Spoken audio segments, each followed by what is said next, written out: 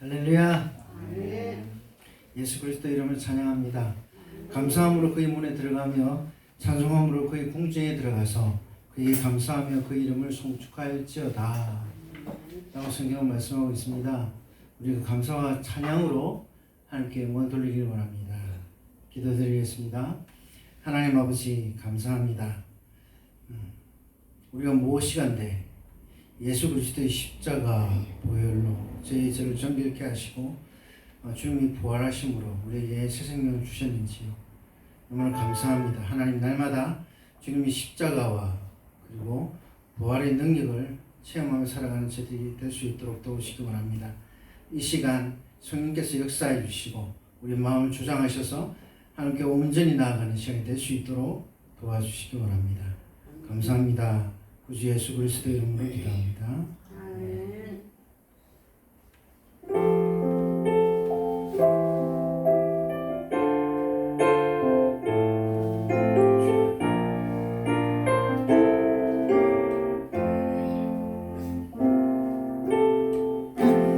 약할 때 강함 되시네 나의 보배가 되신 나의 모든 것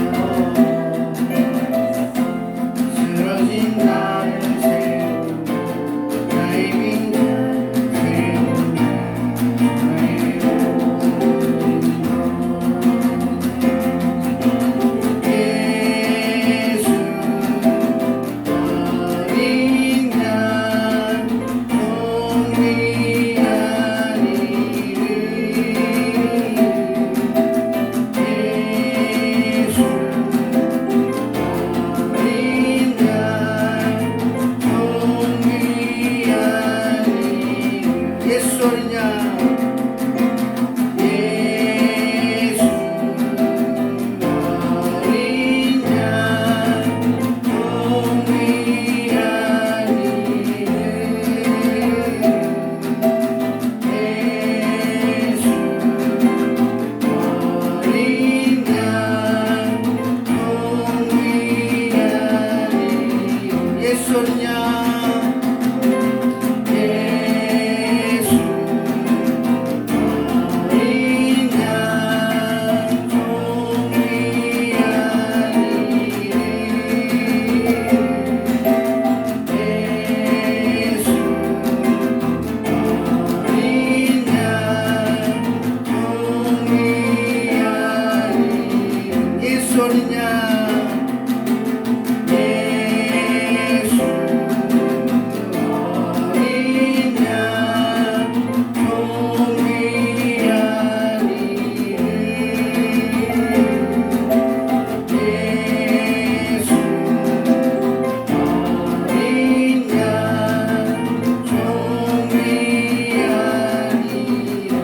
고백하겠습니다. 예수 어린 양 예수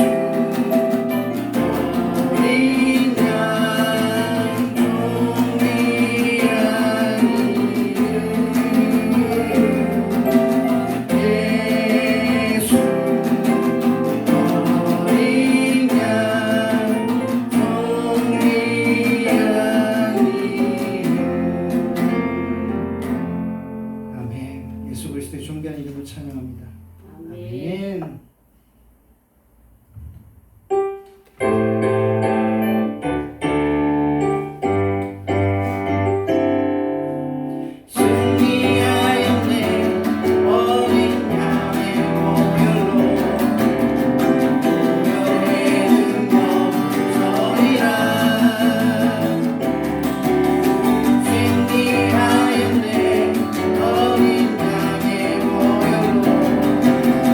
내게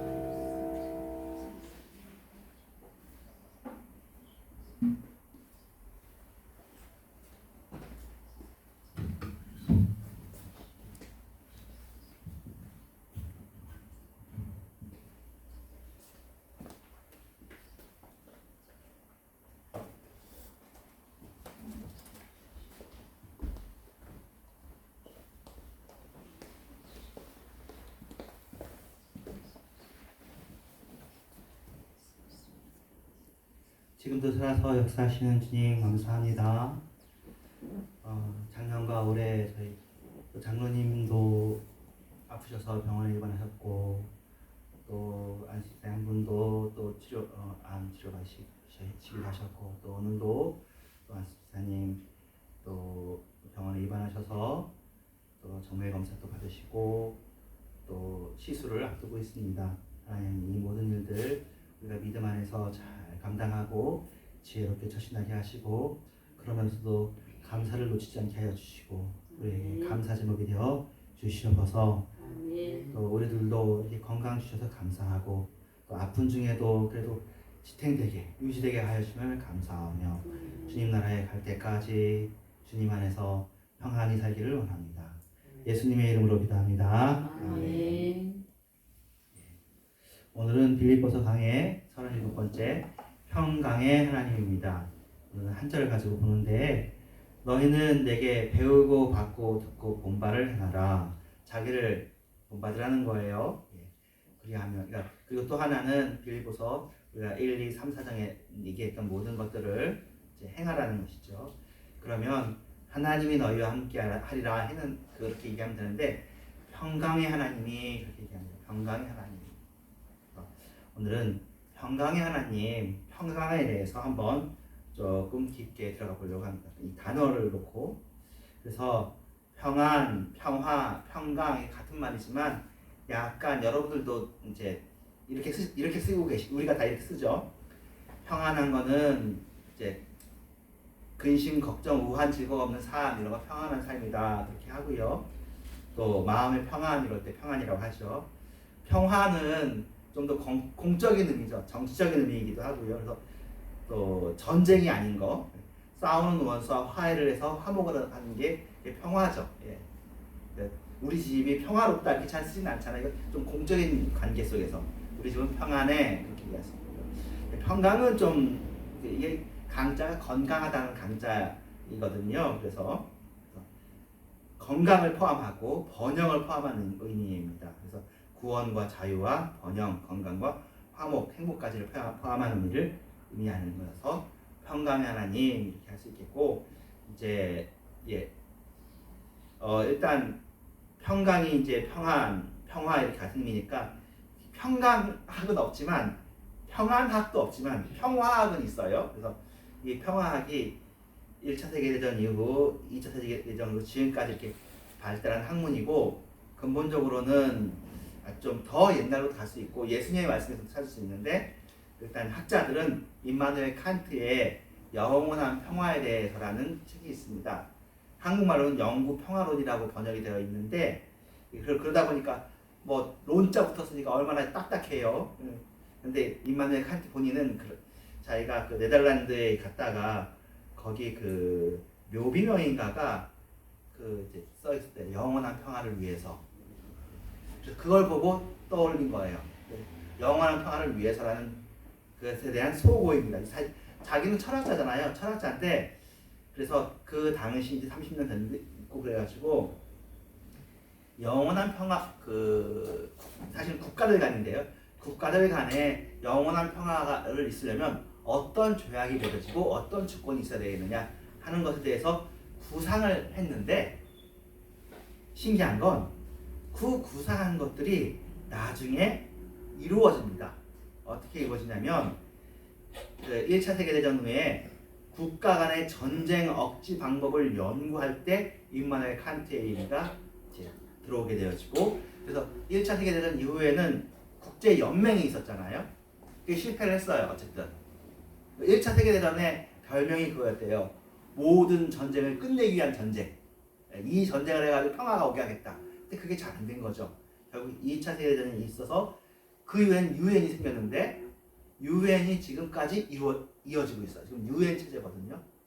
안전보장이사회도 그냥 그대로 굴러가고 유엔 총회도 굴러가고 그래가지고는 임마누엘 칸트는 그렇게 그러니까 국가법도 있고 국제법도 있고 국제시민법도 있는 걸 예상을 한 거예요. 대신 자기 생각에도 전체 국가, 단일 국가가 생겨지는 것은 좋지 않다고 하겠대요. 단일 국가보다는 국가 간의 연맹, 여기 나오죠. 동맹 연맹을 통한 평화. 그래서 칸트가 거기에 실천 조건으로 세 가지인가를 얘기하는데 그 중에 한 가지가 공화국 간에 공화국이 형성돼야 된다. 그래서 공화국이 형성되면 군주국하고 달라서 독단적으로 승리를 일으킬 수가 없잖아요. 승인을 받아야 되잖아요. 우리 교회도 이렇게 위원회가 있잖아요. 위원회는 근데 그렇게 공화국은 국민들이 전쟁하는 걸 별로 원하지 않을 것이다. 왜냐면 전쟁을 하면 돈이 들잖아요. 독재국가에서나 군주국가에서는 그렇더라도 내 감정을 위해서 나의 목적을 위해서 하지만 시민들은 이 전쟁 비용 들어가는 걸 생각하기 때문에 웬만하면 전쟁하지 않을 것이다. 공화국이 형성돼야 된다. 뭐 그런 식으로 했어요. 그래서 실제로 칸트의 이야기들이 현재 많이 이루어지고 있는 편이에요. 그리고는 안보 공동체라는 개념이 이제 그 평화학에서 대두가 되는 거예요. 나라와 나라끼리 동맹과 연맹을 맺어서 국가 간 안보 협력을 꾀하면은 그러면 좀 더 좋지 않겠네요. 지금 우리가 다 그런 체제 속에 살고 있는 거죠. 한미일도 그렇고 뭐 다른 데도 그렇고 또 다른 나라들도 하고 또 뭐 전략적 국가 단계 뭐 서로 파트너십 단계 해가면서 이렇게 해가지고 그래서 제가 이번에 보니까 그렇게 써 있더라고요. 전쟁은 인류 역사만큼 오래된 것이다. 그런데 평화는 근대가 만들어낸 발명품이다. 지금 우리가 평화를 누리고 있어서 그게 당연한 거 생각하지만 평화를 위해서 굉장히 애를 많이 쓴 거예요. 고민도 하고 일단 현재는 국가 체제 내에서 평화를 현재 유지하고 있는 거고요. 그래서 국제 평화론이라는 것도 지금 제시되고 있대요. 아까 칸트가 말한 거하고 비슷하게 그 민주주의 국가 사이에서는 전쟁을 일으키지 않는다. 확률상 그렇다, 통계상 그렇다라고 하는데 반박도 있기도 하고 그래요. 지금 뭐 우크라이나하고 러시아하고 근데 러시아를 그러면은 민주국가로 볼 것이냐 그런 문제가 생기는 거죠. 어쨌든 민주평화론이라는 학문도 있고 아무튼 그런 식으로 국가 간의 평화학에 대해서 연구하는 게 있습니다. 두 번째는 뭐냐면 요한 갈퉁이라고 이 사람은 스웨덴 사람인데 톨스토이의 영향을 받았을 거라고 사람들이 생각해요. 톨스토이는 비폭력주의자고 간디도 비폭력주의자잖아요. 근데 간디는 좀 그래도 좀 근대고 톨스토이가 또 좀 아주 차이가 많이 나는 건 아니지만 그래가지고 톨스토이의 그 우화, 바보 이반 같은 데는 다 예수님 이야기이기도 하지만 왜 사람들끼리 이렇게 싸우고 미워하면서 사냐? 우리가 좀 바보가 되고 그러면 좋지 않겠냐? 바보 이반 그 시리즈에 보면은 사람은 무엇을 사는가? 사람은 얼마나 많은 땅이 있어야 되는가? 그런 얘기들이 나오는데 그렇게 많은 땅이 뭐하러 필요한가? 지금 중요한 게 가장 무엇인가? 가장 내 앞에 있는 사람이다. 내가 현재 대하는 사람한테 그리고 그를 사랑하고 위해주는 게 가장 귀하다. 그런 이야기들도 하거든요. 이게 영향을 미쳐가지고 지금 임마누엘 칸트가 말한 것, 동맹과 연맹 말하는 건 국가 간에 그래도 전쟁을 안 일으키는 건 얘기하지만 그건 소극적 평화에 불과하다. 적극적인 평화가 필요하다. 적극적인 평화라는 말을 이 사람이 만들어냈어요. 그리고는 국가 내에서도 폭력이 있다는 거예요. 국내 갈등. 그래서 국가 간에서 다수파가 소수파에 대해서 민족 간에도 그렇고 여러 가지 차별을 두면서 폭력을 하는데 이런 것들이 더 안 좋은 것이다.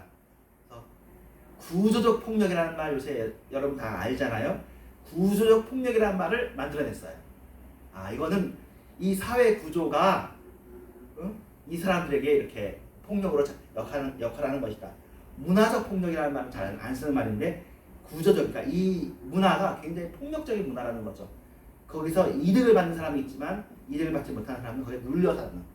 뭐 일반적으로 뭐 사실은 남성 위주의 문화 그런 것들도 있겠고 어떤 뭐 어느 지역 우리나라 같은 경우에는 그렇지 않은데 이태리는 또 그렇대요. 이태리는 북부 이태리가 돈을 많이 번대요. 남부는 가난해. 그래서 북부 이태리는 자꾸 독립하려고 그래. 그러니까 뭐든지 북부 이태리가 지금도 산업이 중심지예요. 그래가지고 이제 그런 차별들이 있는 거죠. 중국도 넓으니까 그런 서로 간의 차별이 있겠죠. 우리나라 간에도 뭐 지역 갈등도 있었고요.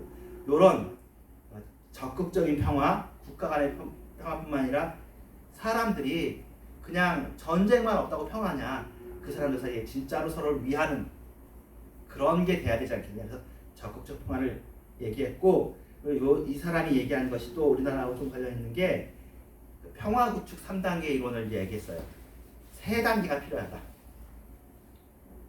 처음에는 전쟁을 했으면 전쟁을 일단 중단해야 된다는 거예요. 갈등과 전투와 전쟁의 중단. 이걸 번역한 거 어떤 분은 이렇게 정전 및 휴전이라고 썼더라고요. 피스키핑이 정전 및 휴전은 아니지만 우리나라는 정전을 하고 휴전 상태인 거잖아요. 일단 이것만이라도 지키자. 더 갈등을 일으키지 말자. 더 시비 걸지는 말자. 피스를 지켜나가는 거. 그런 다음에 이제 전쟁에서 피스로 좀 넘어왔잖아요. 어쨌든 지켜나가. 그런데 거기서 조금은 새로운 평화를 만들어야 될 거 아니에요. 피스 메이킹을 하려면 대화도 해보고 화해도 해보고 소통도 해보고 교류도 해서 좋은 긍정적인 관계가 서로 왔다 갔다 해야 되잖아요. 우리나라가 이거 해보려고 하는데 이게 잘 안 되는 거예요. 우리는 여기 단계에 있어요. 이거 개인 간에도 마찬가지죠. 우리가 갈등이 있으면 갈등을 일으킬 소지들을 좀 줄여나가고 그 다음에 좀 긍정적인 경험을 늘려나가고 하는 게 필요하죠. 세 번째는 피스 빌딩이에요. 피스 키핑, 평화를 지키기, 피스 메이킹, 평화 만들기, 그 다음에 피스 빌딩, 평화를 이렇게 한번 평화라는 건물을 세우자는 거죠. 건물처럼 만들어 나가자. 메이킹이나 빌딩이나 비슷한데 일단은 이론상으로는 메이킹 다음에 빌딩이 있는 거예요. 평화 체제를 구축하는 겁니다. 이 평화가 제도화되도록 다시는 전쟁이 일어나지 않을 수 있도록 이 갈등의 소지를 이제 해결을 해야 되는 거죠. 다시 갈등이 생기지 않도록 그리고 이 평화가 일상화되도록 우리나라는 아직 2단계까지는 못 간 거죠. 1, 2단계에서 지금 헤매고 있습니다. 이게 이제 평화학인데 이제 이게 지금 아까 말했던 평화학 1세대 이게 2세대고 지금 3, 4세대가 평화학 이론이 있다고 하는데 지금 3, 4세대를 묶어서 마지막에 하나 나왔어요. 지금은 무엇을 걱정하냐면 글로벌 위기. 이게 지금 나라와 나라 간 요거는 국내가 아니거든. 국내가 아닌 반전, 그러니까 내전 같은 거. 지금 전 지구가 위기를 겪고 있는데 그걸 반영해야 된다. 그래서 유토피아로 가는 게 아니라 레트로피아로 거꾸로 간다는 세계가. 테러가 있고 이민에 반대하는 반이민 정서는 사실 우리나라 여러분들도 더 좀 있겠죠. 다문화 국가가 되는 건 우리들도 반대하는 경향이 있거든요. 같은 민족이니까. 근데 유럽에는 더 심한 거죠. 이 사람들 때문에 우리가 안 된다. 이제 그렇게 되면 이제 보수적인 정서, 개방적이지 않은 정서가 이제 또 평화하지 않는 정서가 생기는 거죠. 냉전이 있는 거죠. 아주 옛날에도 냉전이 있었는데 좀 대땅 뛰었거든요. 그래서 여러분이 살았던, 그러니까 여러분이 이제 젊은 시대를 보낼 때가 그 냉전이 심해지다가 냉전이 풀리는 시기를 겪었어요. 근데 지금 다시 얼어붙는 시기예요. 그죠? 예. 중국하고 미국 관계가 좋았잖아요. 서로 왔다 갔다 하고 미국이 중국을 견제하지도 않고 중국이 미국을 견제하지 않고 지금 공적으로 견제하는 이야기를 하고 있고 소련하고 미국도 서로 왔다 갔다도 하고 있거든요. 지금 이상한 시기가 다시 또 온 거예요.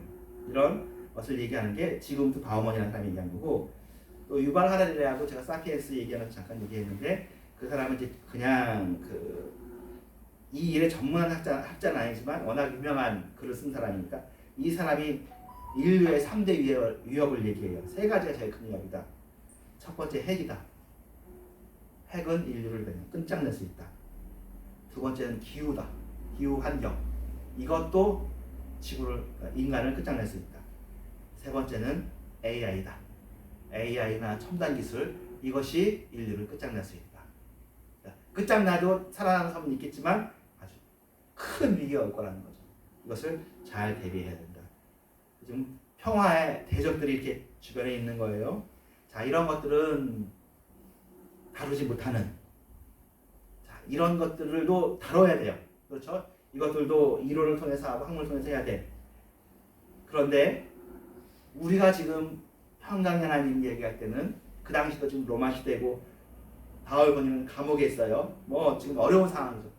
그런데도 평강의 하나님 자기가 함께 있다고 그러고 너희에게도 평강의 하나님 함께 있으라고 하는 건 좀 이런 상황이 다 일어났을지라도 정말 어려운 상황일지라도 우리를 붙잡아주는 그 평강에 대해서 이건 또 다른 이야기죠.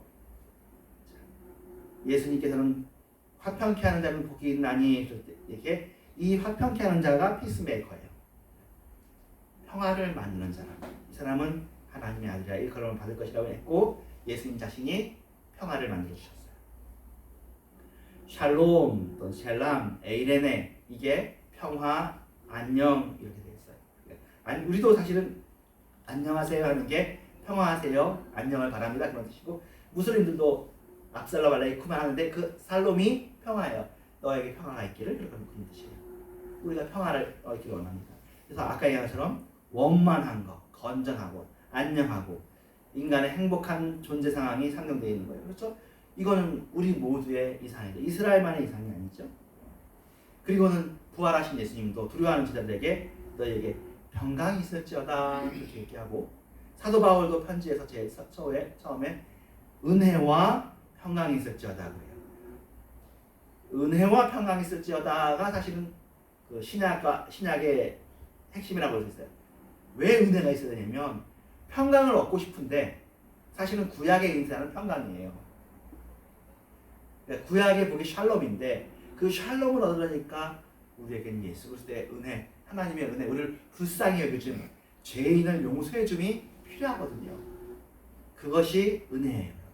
은혜를 통과해서 우리에게 평강이 오는 거죠.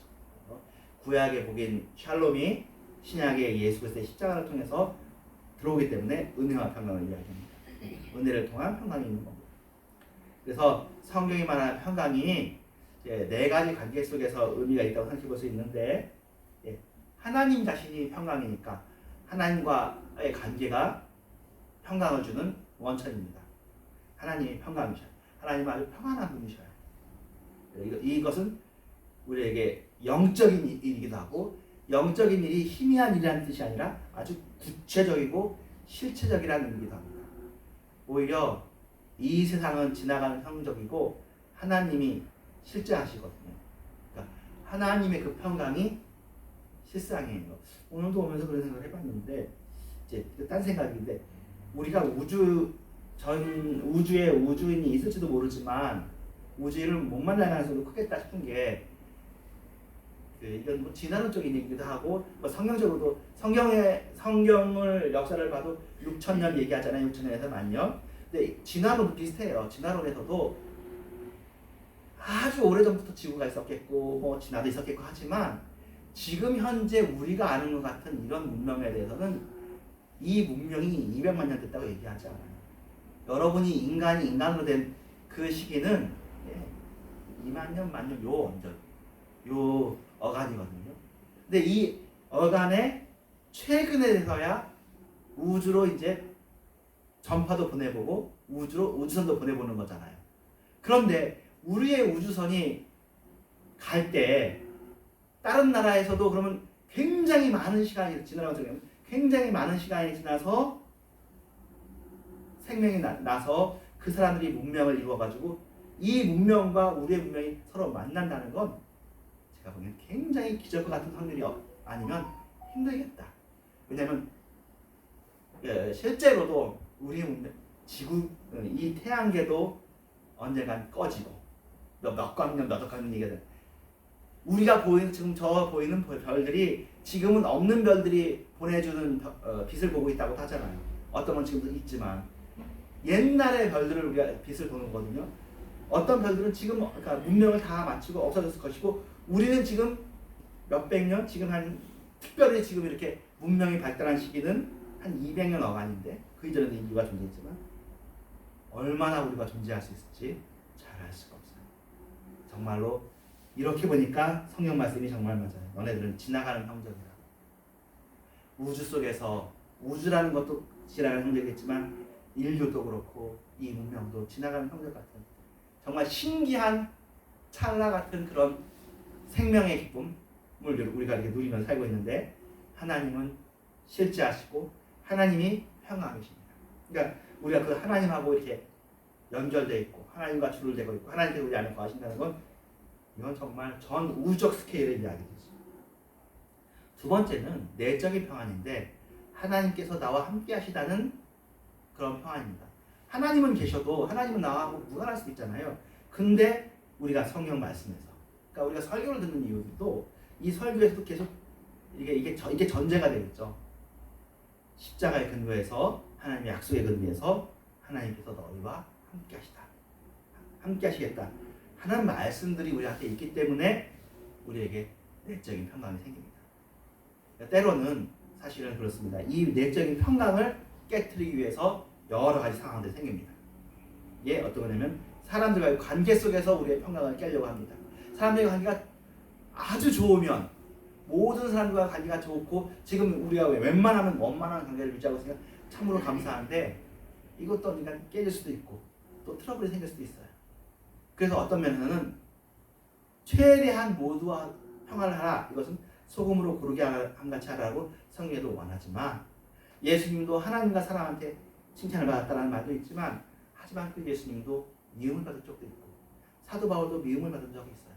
그러니 우리도 어떨 때는 우리를 대적하는 자, 때로는 우리하고 의견이 일치하지 않는 사람, 우리하고 취향이 다를 수 있는 사람도 있을 수 있는 거예요. 내가 왕이 아닙니다. 내가 하나님이 아닙니다. 우리는 사람일 뿐이잖아요. 이 사람이 잘못돼서도 아니고 내가 잘못돼서도 아닌데 안 맞을 수도 있다고요. 그래서 그럴 경우에는 어쩔 수 없죠. 선택하고 집중을 하는 거죠. 그리고 최대한 안 부딪히려고 해야 되는 거죠. 사람들과의 관계 속에서 이게 잘 되면은 이게 얼마나 복이에요. 관계에서 행복이 오잖아요. 외로움이 큰 불행인데, 근데 이 관계가 좋은 관계가 되어지면 우리가 행복을 주는데 이 관계가 건강하지 못하다면 지혜롭게 선택도 하고 집중도 하고 가장 중요한 나한테 가장 중요한 관계가 어떤 것이냐 생각해보고 집중할 수도 있겠죠.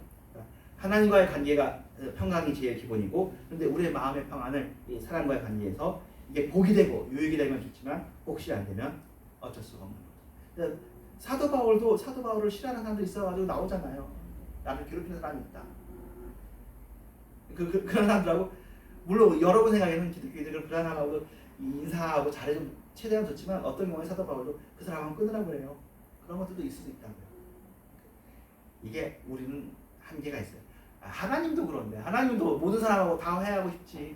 근데 자유의지를 가졌으니까 그 사람이 하나님을 거부하면 어쩔 수가 없는 거죠. 거부하기 허락하고 너는 내가 없는 곳에 있으라고 하는 게 지옥의 셈입니다.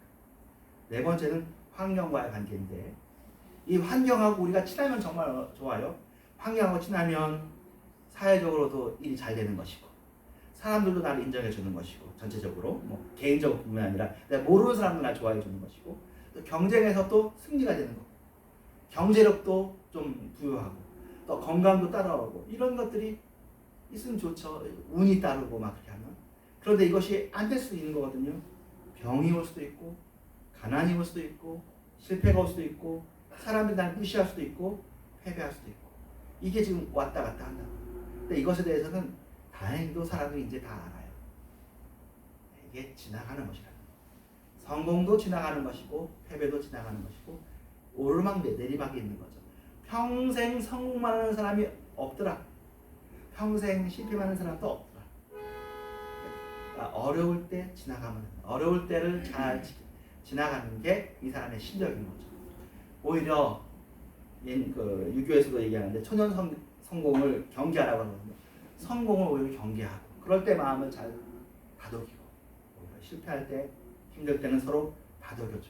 그래서 인류가 서로 이렇게 문명을 이루어 나가고 서로 화목하게 해나가고 그런 거 아니겠습니까? 더구나 안 믿는 사람들도 그러는데 예수 믿는 사람은 더욱더 그렇게 해야 되겠죠. 어려울 때 서로